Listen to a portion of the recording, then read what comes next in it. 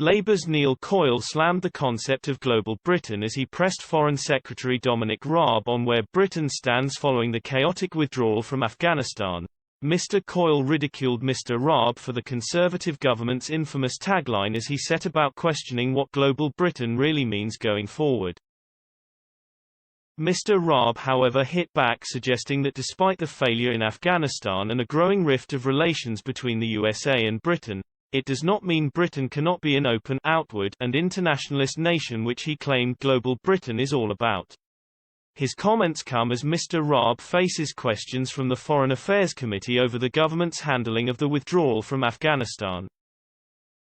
Mr. Coyle asked, "We describe the US as our closest ally, but they didn't talk to you about the airport and they refused a British request for extension in Kabul.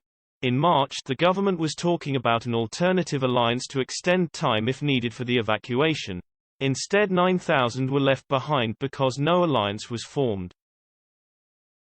Why is Global Britain so isolated compared to the Great Britain under Margaret Thatcher or Tony Blair?" The Foreign Secretary hit back, slamming, "Neil, I don't think we were alone in seeing what flexibility there was in trying to extend the window with the United States. The UK was not alone in pressing those issues. The reality is, what we have got to do is face the new reality. I thought there was too much wishful thinking about the consensus in US politics across the aisles." Mr. Raab then addressed the concept of the Global Britain tagline being challenged by the events in Afghanistan, insisting that the government still believe in being an open, outward, internationalist country.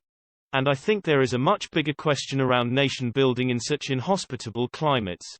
The standoff between the pair comes as the Foreign Secretary addressed the Foreign Affairs Select Committee today from 2 p.m. on Wednesday, reflecting on the US-led coalition withdrawal from Afghanistan.